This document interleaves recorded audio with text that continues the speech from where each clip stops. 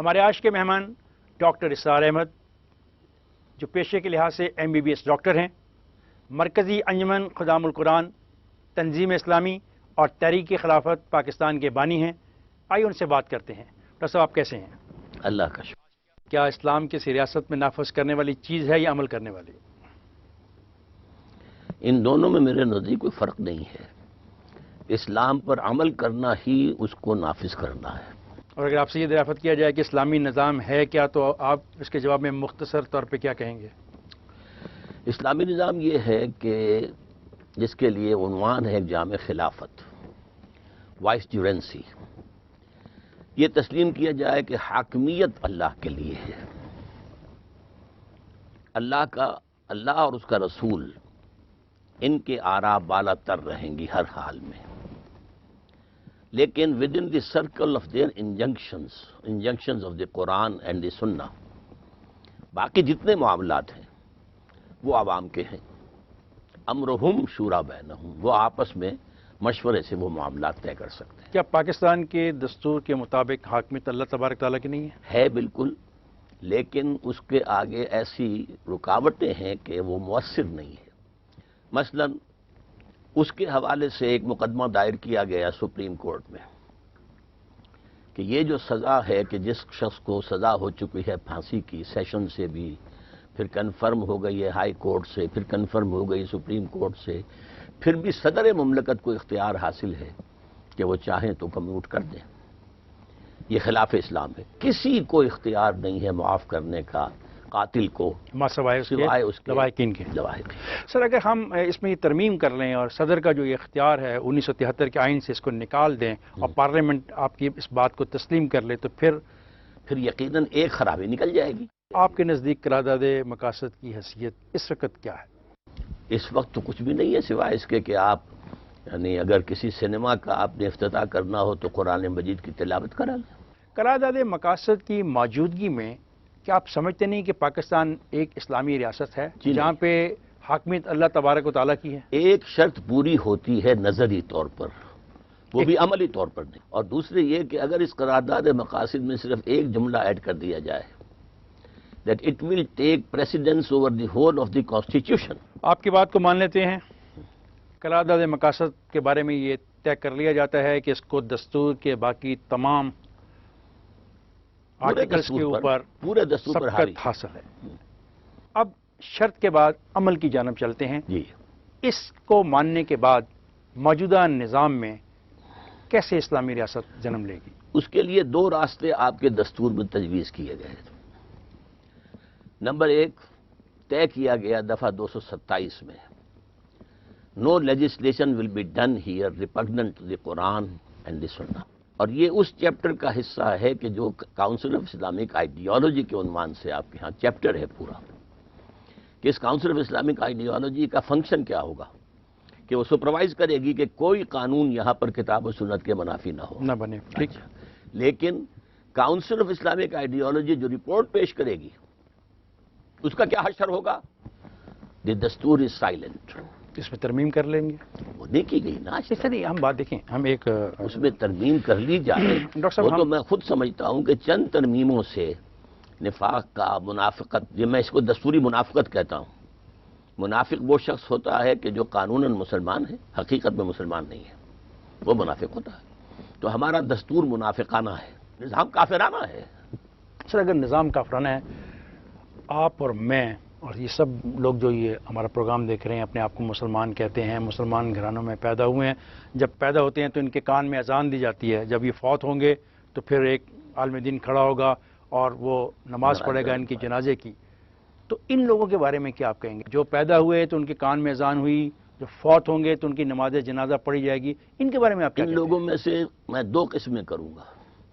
ایک وہ لوگ ہوں گے کہ جو اس نظام کو مینٹلی ریکنسائل نہ کریں، سپورٹ نہ کریں۔ ڈاکٹر صاحب، باقی جن لوگوں نے اس نظام کو تسلیم کر لیا ہے اور اسی کے اندر وہ چل رہے ہیں، پھر رہے ہیں، بڑی آسانی سے کھاتے ہیں، پیتے ہیں، عیش کرتے ہیں، پاؤں پھیلا کر سوتے ہیں، اس کو سپورٹ بھی کرتے ہیں، اس میں پارٹیسپیٹ بھی کرتے ہیں، ان کو میں کہوں گا وہ بہت بڑے گناہ میں مبتلا ہے۔ ڈاکٹر صاحب، میں ایسے کہتا ہوں کہ پاکستان کے اندر 6000 سے زیادہ یونین کونسلز ہیں، ان میں لوگ بستے ہیں۔ ان لوگوں کو آپ مسلمان سمجھتے لیگلی ہیں؟ They are all Muslims, I always said. میں آپ سے بات کر رہا ہوں، میں لیگل نہیں پوچھ رہا، میں ڈاکٹر اسرار احمد سے اس کی رائے پوچھ رہا ہوں. میری رائے یہ ہے کہ لیگلی دے آر مسلمز، لیکن ایکچولی فاسق ہیں، فاجر ہیں، غیر متقی ہیں، غافل ہیں، ناواقف ہیں، اور ان کے لیے جو ہے وہ فاسق اور فاجر بھی ہیں، لیکن ہیں مسلمان. سوال یہ پیدا ہوگا سر کہ پاکستان میں کتنی مساجد ہوں گی آپ کے خیال میں؟ میرے علم میں تو نہیں ہے، میرے پاس کوئی statistics لاکھوں کے قریب نہیں تو ہے. ہوں گی اگر ہم محتاط رویہ اختیار کریں. تو کیا وہاں پہ کوئی پابندی تھی علماء کرام پہ کہ آپ لوگ مساجد میں جا کے نماز نہیں پڑھ سکتے اور لوگوں کو دین کی طرف متوجہ نہیں کر سکتے؟ کوئی پابندی نہیں. نہیں تھی. سر اگر پابندی نہیں تھی تو کیا وجہ ہے کہ آج لوگ غافل بھی ہیں، ناواقف بھی ہیں؟ کہاں پہ؟ جس ریاست کو اسلامی جمہوریہ پاکستان کہا جاتا ہے، کہاں پہ؟ جس ریاست کو اس لیے معرض وجود میں لایا گیا کہ وہاں پہ لوگ جا کے اپنے دین کے مطابق اپنی زندگیاں گزار سکیں گے. علماء کرام بھی یہ کام کرتے ہیں، لیکن اصل میں جو کاؤنٹر فورسز ہیں، جو مغرب کا جو ایک تہذیب ہے ہمارے اوپر، اس کی جو چھاپ پڑ چکی ہے، سر مرعوبیت ہے. مذہب میں مغربی تہذیب کی چھاپ آپ پر اس ملک میں کب سے پڑنی شروع ہوئی؟ جب سے انگریز فاتح کی حیثیت سے آیا، جب انگریزی تہذیب کا سیلاب آیا، انگریزی علوم کا سیلاب آیا، سائنس کا سیلاب آیا، تو یہ ساری چیزیں اتنی اوور ویلمنگ تھیں کہ، اور ساتھ ہی ساتھ مشنریز چلے آ رہے تھے ان کے جلوں میں کہ کنورشن ہو سکتی تھی پورے ہندوستان کے اندر. پادری فاؤنڈر نے کلکتے سے لے کر دلی تک تمام علماء کو شکستیں دی ہیں مناظروں کے اندر. وہ تو بعد میں دلی میں پھر اس کو مناظرہ کرنے کے لیے مل گئے، مولانا رحمۃ اللہ کیرانوی رحمۃ اللہ علیہ، انہوں نے شکست دی اس کو، پھر وہ یہاں سے بھاگ گیا. ان حالات میں علماء نے طے کیا کہ ہم اس مین دھارے کا مقابلہ کرنے کے حق میں نہیں ہے، اس وقت پوزیشن میں نہیں ہے. آخر حقائق کو دیکھنا چاہیے، ان کی طاقت کیا ہے، ہماری طاقت کیا ہے. اگر ہمارے اندر طاقت ہوتی تو ہم محکوم ہی کیوں ہوتے ہیں. لہذا انہوں نے ڈیفینسو رول اختیار کیا، کونوں کھدروں میں جا کر بیٹھ جاؤ، قال اللہ قال الرسول کی آوازیں بلند کرو. جس بات کا اثر مسلمانوں پہ ہوا اسی بات کا اثر ہندوؤں پر کیوں نہیں ہے؟ انہوں نے اپنی ثقافت، تہذیب، اپنا دین کیوں نہیں چھوڑا؟ ہندو جو ہے اس کے لیے مسئلہ یہ نہیں تھا کہ کوئی نئی چیز آ گئی، وہ پہلے بھی غلام تھا، اب بھی غلام، لہذا اس کی طرف سے کوئی ری ایکشن نہیں تھا.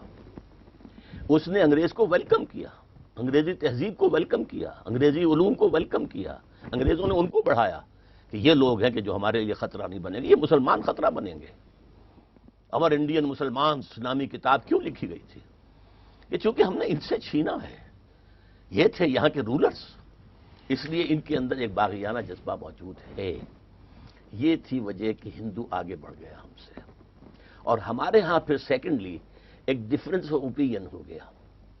ایک رائے یہ ہوئی کہ دیکھو بھائی، جو حقائق سامنے آئے اس سے منہ چرانے کا فائدہ نہیں ہے.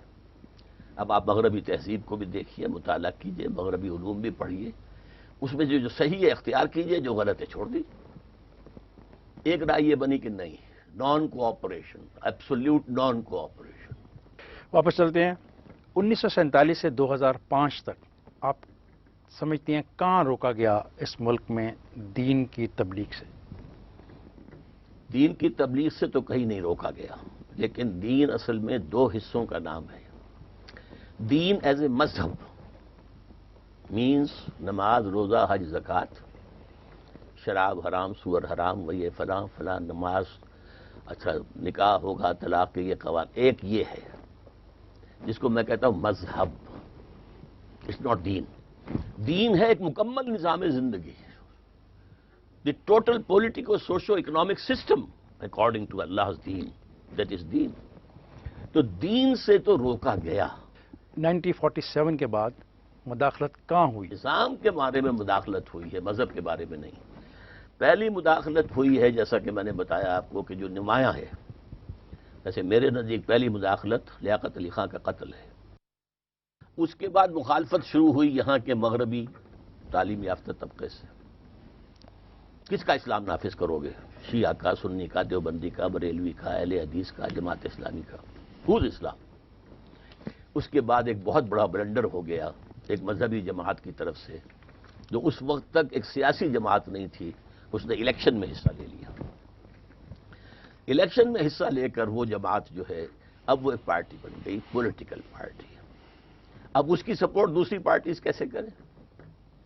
لہذا اسلام جو ہے ڈیوائیڈڈ ہو گیا اور اس کے لیے مختلف فرقوں کی جماعتیں علیحدہ علیحدہ منظم ہو گئی. اس سے جو مومنٹم تھا اسلام کا وہ ختم ہو گیا. These are the 3 stages. Doctor صاحب کیا آپ سمجھتے ہیں کہ جماعت اسلامی کا سیاست سے ناطہ جوڑنا پاکستان کی بقا اور اسلام کے پھیلنے میں رکاوٹ بنا؟ میرا یہ خیال ہے کہ واقعی یہ بہت بڑا بلنڈر ہوا ہے ان سے. وہ ادھر کے رہے نہ ادھر کے رہے، اس لیے کہ ان کی جو پروان چڑھے تھے یہ ایک انقلابی پارٹی کی حیثیت سے. اگر دین میرے اگر آپ 3 الفاظ کو بمقابلہ 3 الفاظ کے لے آئیں، Jamaat Islami in my eyes from 1941 to 1951 it was ایک اصولی اسلامی انقلابی جماعت. 3 words: اصولی اسلامی انقلابی جماعت. 51 میں الیکشن میں حصہ لے کر اب یہ بن گئی اسلام پسند قومی سیاسی جماعت. سر اگر وہ دین کو لانا چاہ رہے تھے تو پھر کیا کرتے وہ؟ کوئی انقلابی اقدام، عوامی ایک جو ہے فضا تیار کر کے، ذہن تیار کر کے. آپ نے جماعت اسلامی کے حوالے سے ایک جگہ لکھا، ایک تحریک 9 سال کوئی معمولی چیز نہیں ہوتی، اس عرصے میں تو تحریکیں اتنا کام کر لیتی ہیں جو آئندہ کے لیے فیصلہ کن ثابت ہو. اگر ہم آپ سے یہ سوال کریں کہ 33 سال سے آپ کی جدوجہد جاری ہے تو آپ نے اتنے عرصے میں کیا حاصل کر لیا، تو آپ کا کیا جواب ہوگا؟ یہ ہوگا کہ یہ اپنے اثرات ظاہر کرے گی. کب؟ اب بھی ظاہر کر رہی ہے. کیا؟ آج ظاہر یہ کر رہی ہے کہ بہت بڑے پیمانے پر قرآن مجید کا درس اور ایک انقلابی اس کا میسج جو ہے عام ہو رہا ہے. سر ایک سیکنڈ، میرا سوال بھی یہی تھا، ان قرآن مجید کے درس سے کیا کبھی بھی پاکستان میں کسی نے بھی آپ کو روکا؟ نہیں، مجھے نہیں روکا. اچھا، اور اگر کسی کو بھی نہیں روکا. اگر کسی کو بھی نہیں روکا گیا تو جس جدوجہد کی بات آج آپ کر رہے ہیں کہ آپ پچھلے اتنے سال سے درس قرآن کر رہے ہیں اور اس درس قرآن کے نتیجے میں ایک ایسی فوج، ایک ایسی ٹیم، ایک ایسا گروہ بن جائے گا جو اصولوں کی طرف، جو حقیقت کی جانب جائے گا، تو باقی لوگ کیا کرتے رہے؟ آئی ایم ناٹ جواب دے. آگے چلتے ہیں آگے. اگر اسلام نظام واقعی اس دور میں قابل عمل ہے تو آپ کس ماڈل کی اختیار کریں گے؟ سعودی، ناٹ ایٹ آل، ایرانی یا طالبانی؟ Not at all. طالبان کا تو ابھی نظام وجود میں آیا ہی نہیں تھا، آؤٹ آف کوسچن. ابھی تو طالبان نے لے دے کر چند قوانین نافذ کی. ڈاکٹر صاحب آپ نے یہ بھی کہا کہ امام مہدی کا ظہور ہونے والا ہے اور جو طالبان ہیں اس کی فوج ہے. میں نے نہیں کہا. میرا پہلا حصہ آپ کا سٹیٹمنٹ صحیح ہے کہ میرے نزدیک امام مہدی کا ظہور قریب ہے، اور یہ بھی بات میں کہتا ہوں کہ ان کے لیے جو فوج جائے گی ان کی مدد کرنے کے لیے، یہ احادیث نبویہ کی باتیں ہیں جو میں کر رہا ہوں، میری باتیں نہیں ہیں. چونکہ پروفیسی جو ہے وہ پروفیٹک جو ایک مشن ہے اسی کا حصہ ہوتا ہے. ہم تو نبی نہیں ہیں، پروفٹس نہیں ہیں. حضور نے فرمایا کہ عرب کے اندر اس طرح کا معاملہ ہوگا کہ ایک بادشاہ کے انتقال کے بعد ایک خانہ جنگی ہو جائے گی، پھر ایک شخص وہاں سے مدینے سے چھپ کر بھاگے گا مکے اور چھپ جائے گا. آپ نے کہا کہ سن 1962 میں امام مہدی کی پیدائش ہو چکی ہے. جی، میرا گمان ہے کہ 1962 میں، یعنی جو حالات اینڈ ٹائمز کے بارے میں احادیث میں آتے ہیں وہ اب اتنے نزدیک نظر آ رہے ہیں کہ غالباً امام مہدی کا ظہور اب قریب ہے. لیکن یہ سب کنجیکچرز ہوتے ہیں، اس میں کوئی یقین کے ساتھ ہم بات نہیں کر سکتے. آگے چلتے سر، آپ خلافت راشدہ کے دور کو ہی اصلی اور حقیقی خلافت سمجھتے ہیں. اب ہمارا یہ سوال ہے کہ چاروں خلفائے راشدین میں آپ دیکھیں تو طریقہ انتخاب مختلف ہے. کا مطلب یہ ہے کہ کوئی 5واں بھی ہو سکتا؟ اس کا کوئی تعین آپ نے کیا؟ نہیں. کون کرے؟ نہیں، میں نے کیا ہے، ایک اپنا تصور دیا ہے کہ اب جو ہے اس کا انتخاب ہوگا جو ایڈلٹ فرنچائز کی بنیاد پر ہوگا.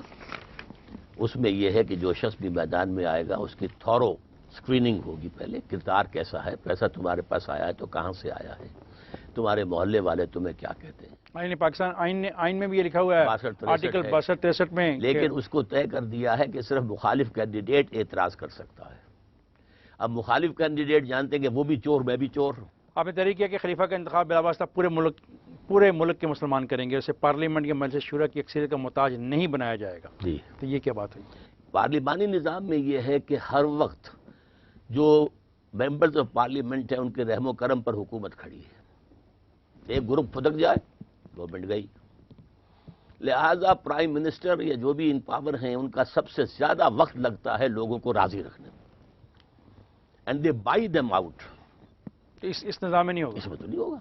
اس میں تو وزیر جو ہے آپ کو معلوم ہے، صدر جو ہے امریکہ کا جس کو چاہتا ہے وزیر بناتا ہے، بلکہ انہوں نے ایگزیکٹو کو اور مقننہ کو، لیجسلیچر کو اتنا علیحدہ کر دیا ہے کہ فرض کیجئے کہ ایک صدر چاہتا ہے ایک سینیٹر کو وزیر بنانا تو اسے وہاں سے استعفیٰ دینا پڑے گا، کانگریس مین کو لینا چاہتا ہے تو اس کو وہاں سے استعفیٰ دینا پڑے گا. آپ کی کتاب پاکستان میں نظام خلافت کیا، کیوں اور کیسے، صفحہ 17 آپ نے تحریر کیا، سیاست و ریاست کے سلسلے میں شریعت اسلامی نے صرف اصول عطا کیے ہیں، اس کی کوئی شکل کا تعین نہیں کیا. جب سیاست اور ریاست کی کوئی شکل بھی لازم نہیں ہے تو موجودہ نظام حکومت میں کیا خرابی ہے، اور خلافت ہی کو آپ واحد نظام حکومت کے طور پہ کیوں لینا چاہتے جو ہیں؟ خلافت کو تو اس لیے کہ ہم مسلمان ہیں، ہمارا ایمان خلافت پر ہے، ہمارے جبکہ نزدیک اسلام انسان میں کی تو تعین ہی نہیں ہے، اسلام میں نہیں، خلافت نہیں. کا تعین کہاں ہے؟ کچھ اصولوں کا تعین ہے، ڈیٹیل نقشوں کا تعین نہیں ہے. ساورنٹی اللہ کی not only in principle but also practically. Number 1، اللہ اور اس کے رسول کے احکام کی بالادستی over everything, over every aspect of the life. Number 3، کون طے کرے گا کہ کتاب و سنت سے تجاوز ہو گیا یا نہیں؟ یہ ڈکشنری وہ طے کرے گی. کوئی علماء کا بورڈ نہیں ہوگا، کوئی راہبر نہیں ہوں گے.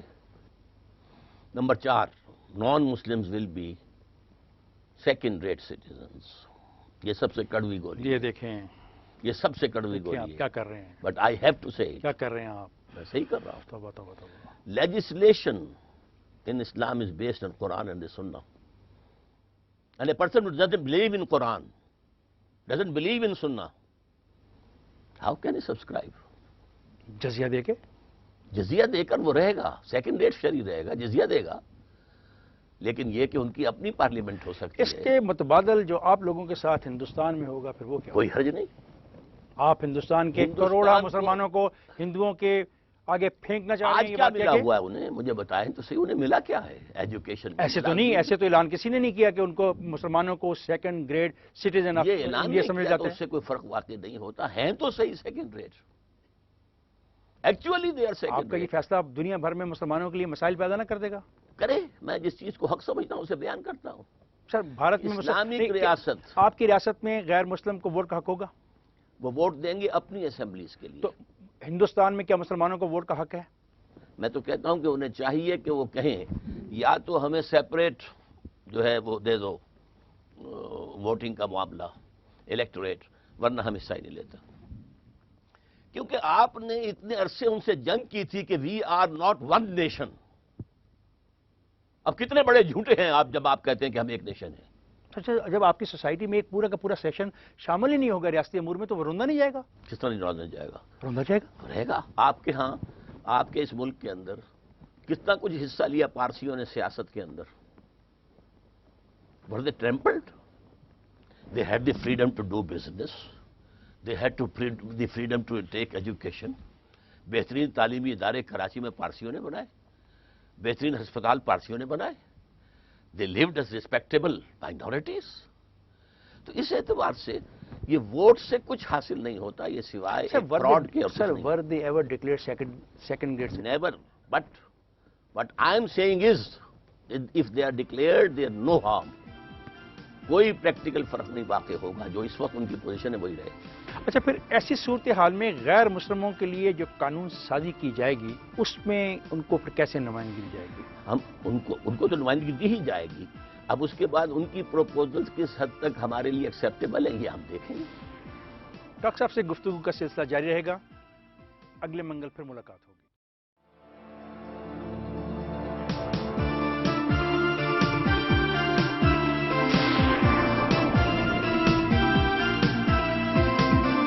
ڈاکٹر اسرار احمد کے ساتھ پروگرام کا دوسرا حصہ. آئیے ان سے سوال کرتے ہیں. آپ نے تحریر کیا کہ نظام خلافت میں مخلوط قومیت کی نفی ہوگی. لیکن انتخاب میں وہ مسلمان مرد حصہ لیں گے جن کا کردار مشتبہ نہ ہو. کیا عورتوں کو بھی انتخاب لڑنے کا حق ہوگا؟ انتخاب اس کے لیے تفصیلی قواعد جب یہ نظام بنے گا تو بنا لیے جائیں گے. میری ذاتی رائے یہ ہے کہ خاص ایج سے اوپر کی عورتوں کے لیے الاؤ کیا جا سکتا. آپ کی کتاب ہے پاکستان کی سیاست کا پہلا عوامی اور ہنگامی دور. اس میں آپ نے تحریر کیا 1964 کی صدارتی انتخابات کے موقع پر 1958 کے بعد پہلی مرتبہ ملکی سیاست کے میدان میں کچھ ہلچل پیدا ہوئی. محترمہ فاطمہ جناح کی ہمت و جرأت نے دیمک کی طرح ماشاء اللہ کے عصا سلیمانی کو چٹ کر لیا. اب یہاں پر آپ محترمہ فاطمہ جناح کی قیادت کی تعریف کر رہے ہیں. اگر وہ انتخاب جیت جاتی تو وہ ملک کی سربراہ ہوتی. فاطمہ جناح اگر میدان میں نہ ہوتی تو ایوب خان کا مقابلہ کرنے کی جرأت کسی اور میں تھی ہی نہیں. اس پہلو سے اس کا موجود ہونا اس وقت ان کا وہ ایک یعنی بہترین بات تھی تو عورت تھی نا. عورت تھی ٹھیک ہے، لیکن اس نے چیلنج کیا، جیسے حضرت عائشہ صدیقہ رضی اللہ تعالی عنہا نے چیلنج کیا، وہ آئی میدان میں. کیا عورت سربراہ بن سکتی ہے؟ عورت سربراہ میرے نزدیک اس کے لیے بھی کوئی حرمت قطعی نہیں ہے اسلام میں سربراہ بننے میں، لیکن یہ ہے کہ اسلام کا مجموعی نظام جو ہے اس کے اندر اس کا بہت کم امکان ہے. آپ کی کتاب میں لکھا ہوا ہے کہ عورت سربراہ نہیں بن سکتی. کون سی کتاب میں؟ پاکستان میں نظام خلافت. اس کے پیج ہم صفحہ 29 کا حوالہ دے رہے ہیں. اس میں آپ نے سب ہیڈ لائن 8 میں کہا خواتین کی شرکت. آپ پڑھ کے سنا دیں، مجھے دکھانے کی ضرورت. رائے اس پورے نقشے میں خواتین کی شرکت اور شمولیت کا سوال. تو اس سلسلے یہ امر تو قطعی طور پہ طے ہوگا کہ کوئی عورت خلافت کے منصب پر فائز نہ ہو سکے گی، اس لیے کہ یہ اگرچہ حرام مطلق تو نہیں مگر مکروہ تحریمی کی حد تک ناپسندیدہ ضروری ہے. میری بات تو واضح ہو گئی، حرام مطلق نہیں ہے. آپ نے تو بات طے کر لی کہ یہ امر تو قطعی طور پہ طے ہوگا کہ کوئی عورت خلافت کے منصب پر فائز نہ ہو سکے. یہ صحیح ہے. اصل میں آپ نے پہلے لفظ خلافت کا استعمال نہیں کیا تھا، حکمرانی کا کیا تھا. اسلامی ریاست میں سربراہ کون ہوگا؟ اسلامی ریاست نہیں کہ خلافت. اسلامی ریاست تو ساری اسلامی ریاستیں کہلاتی ہیں. میں مادہ ملت کے حوالے سے بات کر رہا تھا. اب یہ سوال ہمارے اسلامی ریاست تو نہیں تھی. ٹھیک. آپ نے اپنی کتاب پاکستان میں نظام خلافت کیا کیوں اور کیسے میں تحریر کیا کہ پاکستان کو دوست ممالک بالخصوص چین کے ساتھ باضابطہ دفاعی معاہدہ کرنا چاہیے. علماء دین کی رائے میں غیر مسلم مسلمانوں کے دوست نہیں ہو سکتے، تو پھر ایسے معاہدے کی گنجائش آپ کے نزدیک کیسے نکلی؟ قرآن نے صرف یہ کہا ہے کہ یہود اور نصارہ کو اپنا دوست نہ بناؤ. چینیوں کا نام نہیں لیا. ہندوؤں کا نام بھی تو نہیں لیا. نہیں لیا تو ہندو ہمارے دوست ہو سکتے ہیں؟ بنا سکتے ہیں. ہندو کے ساتھ ہم دفاعی معاہدے میں جا سکتے ہیں؟ جا سکتے ہیں. ہندو کے ساتھ ہم مشترکہ معاہدے کر سکتے ہیں؟ کر سکتے ہیں. آگے چلتے ہیں کہ آپ کی رائے میں اجتہاد کا حق پارلیمنٹ کو ہونا چاہیے. پارلیمنٹ سے مراد کیا ہے؟ جو موجودہ قومی اسمبلی اور سینٹ ہے اور صوبائی اسمبلیاں موجود ہیں ہمارے وہ ملک میں، اجتہاد نہیں کریں گی، وہ یہ طے کریں گی کون سا اجتہاد ایڈاپٹ کریں. دیکھیے علماء ہے، یہ دیوبندی علماء کا اجتہاد ہے، یہ بریلی علماء کا اجتہاد ہے، یہ وہابی قوم کا علماء اجتہاد نہیں ہو سکتا. قوم کا اجتہاد تو مسلمانوں کا اجتہاد نہیں ہو سکتا. قوم انہی پر مشتمل ہے. اجتہاد سب کریں. کس کا اجتہاد قانون کا درجہ حاصل کرے گا؟ اس کا فیصلہ کون کرے گا؟ پارلیمنٹ. کن لوگوں پہ مشتمل جن پارلیمنٹ؟ پر بھی ہو. جن میں آپ البتہ میری بات پوری ہو جائے، البتہ ہر شخص کو یہ حق حاصل ہوگا کہ جوڈیشری کا کنڈا کھٹکھٹائے جا کر جناب انہوں نے جو یہ قانون بنایا ہے یا جو قانون یہ بنانے جا رہے ہیں اس یہ پورا کا پورا یا اس کا یہ حصہ شریعت کے خلاف ہے. لیکن سر اگر پارلیمنٹ میں ایک فقہ کی اکثریت ہو تو کیا جو اجتہاد ہے وہ اسی فقہ کے حق میں نہ ہو جائے گا؟ یہ تو ڈی فیکٹو شکل ہو سکتی ہے اگر پارلیمنٹ میں ایک ہی فقہ کی اکثریت ہو، لیکن جو چیز میں تجویز کروں گا وہ یہ ہے کہ ہمیں اس سے اٹھ کر اسلامی نظام قائم نہیں ہوگا جب تک کہ ہم فقہی تقسیموں سے اٹھ نہیں جائیں گے. سر آپ نے خود لکھا ہے کہ اس میں ہرگز کوئی شک نہیں کہ فقہی اختلافات ایک حقیقت واقعی ہیں اور ان کو یکسر ختم کر دینا ممکن ہی نہیں، محال عقلی ہے، اور عہد حاضر کی اسلامی ریاست یا نظام خلافت میں ان کو مناسب قانونی اور دستوری حیثیت دینا لازمی ہے. سر کیا ایک ملک میں دو مختلف فقہی قوانین چل سکیں گے؟ نہیں. اصل میں اس بات کو سمجھ لیجئے کہ قانون کے دو حصے ہیں، the personal law and the law of the land. Law of the land ایک ہی ہو سکتا ہے، پرسنل لا 100 بھی ہو سکتا ہے. پاکستان میں لا آف دی لینڈ کون ہوگا؟ لا آف دی لینڈ جو بھی بنائے گی پارلیمنٹ. آپ کی رائے میں اسلامی ریاست میں سیاسی جماعتوں کی اجازت ہوگی جن کو الگ الگ منشور بھی ہو سکتا ہے؟ جی، جب ایک نظام، ایک قانون اور ایک ہی طریقہ رائج ہوگا تو سیاسی جماعتوں کو کیا مقصد ہوگا؟ سیاسی جماعتوں کا مقصد ہوگا کہ جو ڈیٹیلز ہیں، جو کتاب و سنت کے اندر تفصیلاً نہیں آئی ہیں، اس میں ہمیں جو رائے بنانی ہوگی تو اس میں ایک کا منشور ایک ہے، دوسرے کا اور ہے۔ صوبوں کو کتنے حقوق دیے جائیں، کتنے مرکز کے پاس رہے، یہ کتاب و سنت کی بحث تو نہیں ہے۔ سر معذرت چاہوں گا، گستاخی اگر نہ کروں، نہیں، ضرور کریں۔ ایسی صورتحال میں جب اسلامی ریاست میں سیاسی جماعتوں کی اجازت ہوگی جن کا الگ الگ منشور بھی ہوگا، تو کیا ایسا نہیں ہوگا کہ جو سیاسی جماعتیں ہیں وہ فقہوں کی بنیاد پر ہی بنیں گی؟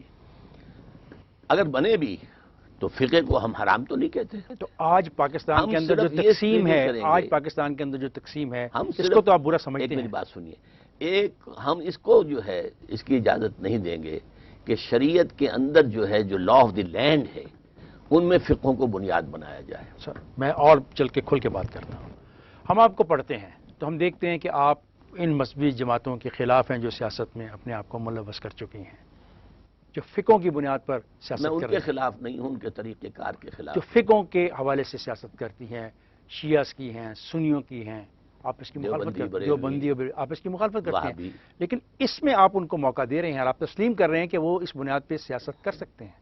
یعنی یہ کہ ان کو اصل تو موقع ہم دے رہے ہیں پرسنل لا کا۔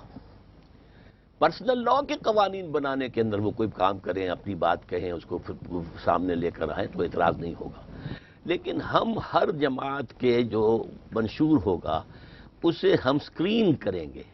جیسے صدر کے لیے جو امیدوار آئے گا اس کی سکریننگ ہوگی، منشور ول بی سکرین، کہ اس میں کوئی چیز کتاب و سنت کے منافی نہ ہو۔ یعنی ان سیاسی جماعتوں کو پہلے اپنا منشور آپ کو دینا پڑے گا اسکریننگ کے لیے، تو پھر آزادی کیا ہوئی؟ آزادی کا ہے کہ ہوئی؟ آزادی اظہار کا ہوئی؟ مادر پدر آزادی کے ہم قائل نہیں ہیں۔ آزادی within the injunctions of the Quran and the Sunnah. کیا آپ اس رائے سے اتفاق کرتے ہیں کہ حکومت کی اجازت کے بغیر کوئی شخص جمعہ نہیں پڑھا سکتا؟ یہ فقہ اسلامی کا اصول یہی ہے۔ عملاً تو میں خود اس کے خلاف کر رہا ہوں۔ 40 برس سے اگر جمعہ پڑھا رہا تھا میں تو کسی کی اجازت سے نہیں پڑھا رہا تھا، لیکن اسلامی جو بھی ملک بنے گا، حکومت ہوگی، اس میں یہ تو آپ مجھے تو جمعہ نہیں پڑھانے دیں گے پھر آپ؟ ہے نہیں، مجھے کیا، مجھے بھی نہیں ہوگا، آپ کو کیا؟ unless I have been approved by the government۔ سر یہ تو پھر ایک فرد کا ریاست نہ بن جائے گی کہ الیکشن میں حصہ نہیں لے سکتا، سیاسی جماعت نہیں بنا سکتا، خطبہ نہیں دے سکتا؟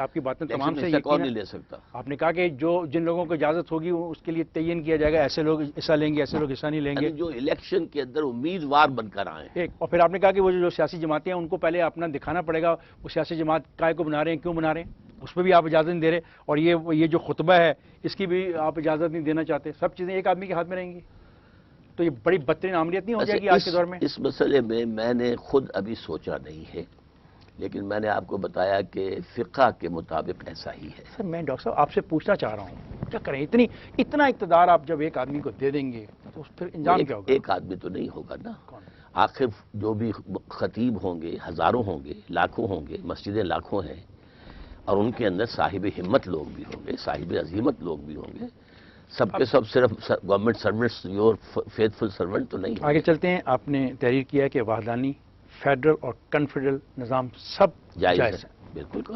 اب پہلی بنیادی بات تو ہے کہ فیڈرل اور کنفیڈرل نظام آپس میں متصادم بھی ہیں۔ فیڈرل اینڈ کنفیڈرل، فیڈریشن اور کنفیڈریشن میں فرق ہے؟ فرق تو ہے، تو یونٹری میں نہیں ہے، یونٹری بھی ہے۔ اچھا، جب یہ تینوں میں فرق بھی ہے اور آپ کے نزدیک یہ جائز بھی ہیں اور خلافت بھی آپ کے نزدیک جائز ہے، تو کیا خلافت وحدانی نظام ہے، کیا خلافت فیڈرل نظام ہے، یا کیا خلافت ایک کنفیڈریشن نظام ہے؟ It will be left on the free choice of the people. یہ امرہم شورا بینہم ہے، یہ ان کا معاملہ۔ قرآن نے نہ یہ کہا کہ وحدانی بناؤ، نہ یہ کہا کہ فیڈرل بناؤ، نہ یہ کہا کہ کنفیڈرل بناؤ۔ آپ کس کو سپورٹ کرتے ہیں؟ میں تو نمبر 1 کو، لیکن یہ کہ خلافت راشدہ کے کچھ خصائص ایسے ہیں جو دنیا میں اب دوبارہ نہیں آ سکتے۔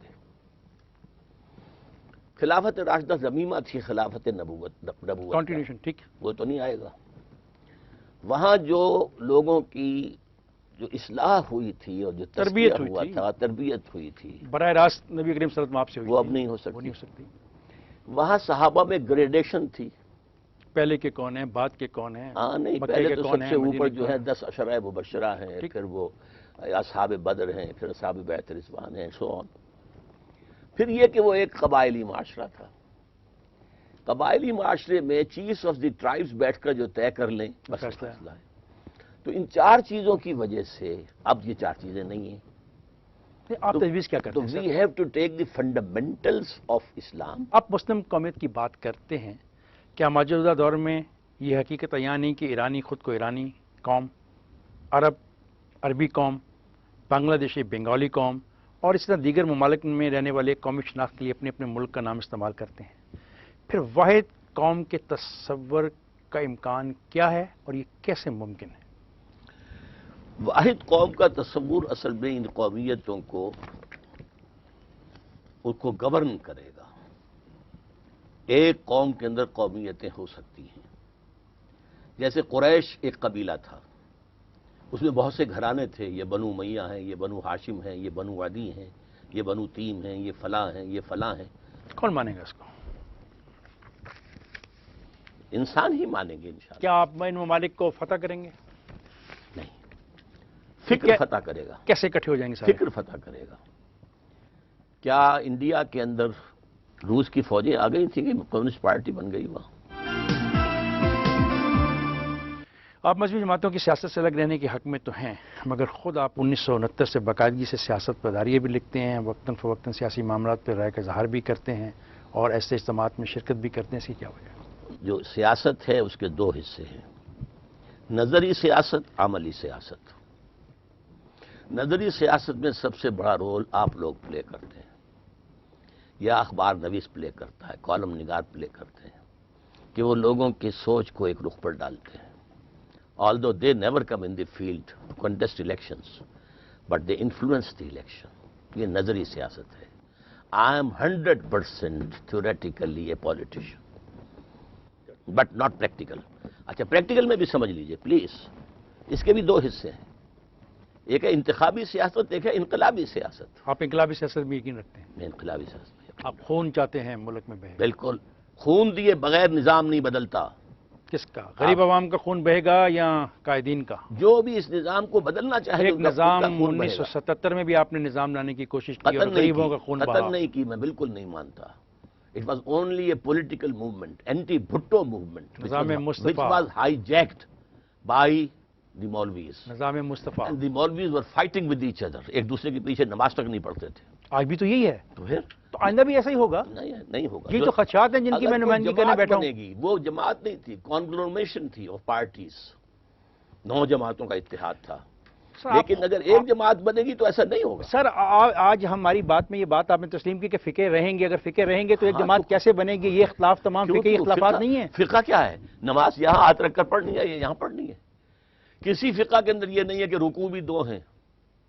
اگر رکوع 2 ہوتے ایک رکعت کے اندر تو پھر نماز آپ کیا کبھی ساتھ 2 نہیں پڑھ رکوع کے سکتے۔ معاملے پر اس ملک کے اندر کوئی فساد ہوا؟ نہیں، ہے ہی نہیں نا۔ تو فساد کن باتوں پہ ہوتا ہے اس ملک میں؟ وہ تو ہیں کچھ چیزیں کہ اگر آپ نے حضرت عائشہ کو کسی نے گالی دے دی ہے، کسی نے کوئی توہین کر دی ہے حضرت حسین کی، یا یہ تعزیہ نکلتا ہے تو اس راستے سے نہ نکلے۔ آپ کے بارے اس سے میں نہ- کہا جاتا ہے کہ فقہوں کے معاملے میں آپ ریلیجسلی انٹالرنٹ ہیں، نہیں، قطعاً نہیں۔ کہا گیا آپ کے بارے میں۔ بالکل، آپ ایک کمیٹی کے سربراہ تھے اور وہ کمیٹی اسی لیے توڑ دی گئی کہ وہ اس کے جو دوسرے شرکا کا کہنا تھا کہ ڈاکٹر اسرار صاحب جو ہیں وہ فقہی طور کے اوپر نہیں چل پائیں گے، ان کا کہنا تھا، ریلیجسلی انٹالرنٹ۔ ان کا کہنا تھا یہ؟ ان کا کہنا تھا، یہ میں ایسا اس کو کیوں کہا تسلیم انہوں نے؟ نہیں کرتا۔ ایسا کیوں کہا انہوں نے؟ اس لیے کہا انہوں نے کہ انہیں اپنی چودراہٹیں خطرے میں نظر اس آئی۔ نے شاید اس لیے نہیں کہا کہ وہ کہتے ہیں کہ انہوں نے آپ نے 7 محرم کو اپنے بیٹے کی شادی کر۔ اس میں مجھے قطعاً کسی کی دل آزاری کا میرے پیش نظر نہیں تھا، بلکہ واقعہ یہ ہے کہ مجھے اندازہ ہی نہیں تھا کہ شیعہ اس معاملے میں اتنے سینسیٹیو ہیں۔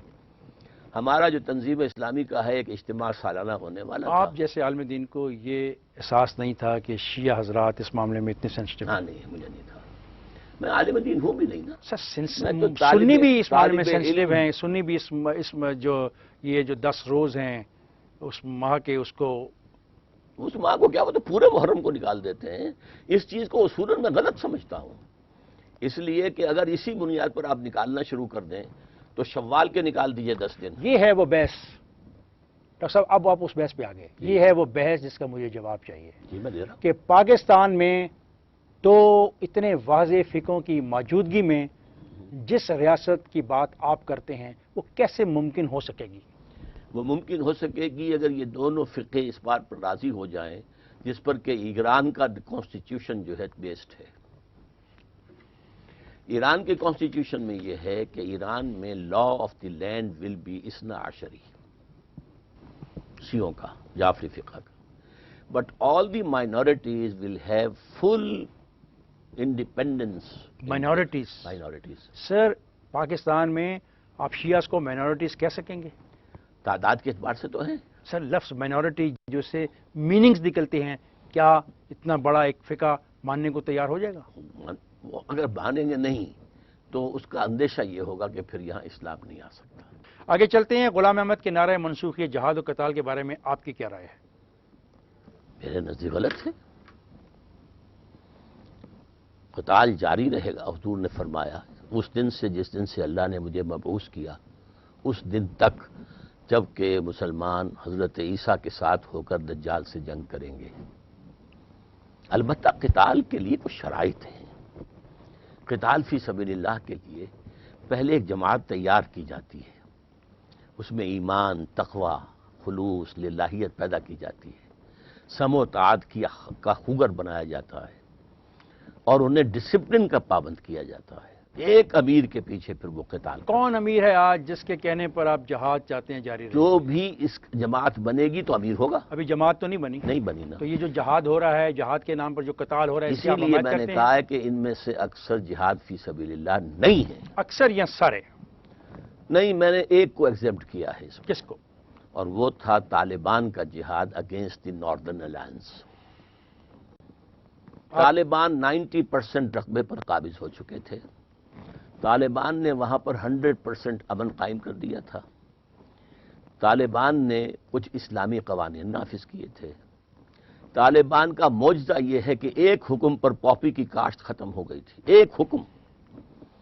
اس اعتبار سے وہ ایک جینوئن اسلامی حکومت بن گئی تھی، اور جو شمالی اتحاد لڑ رہا تھا وہ ان کے خلاف تھا، اور ایک امیر کے پیچھے، ملا عمر کے پیچھے یہ جہاد ہو رہا تھا.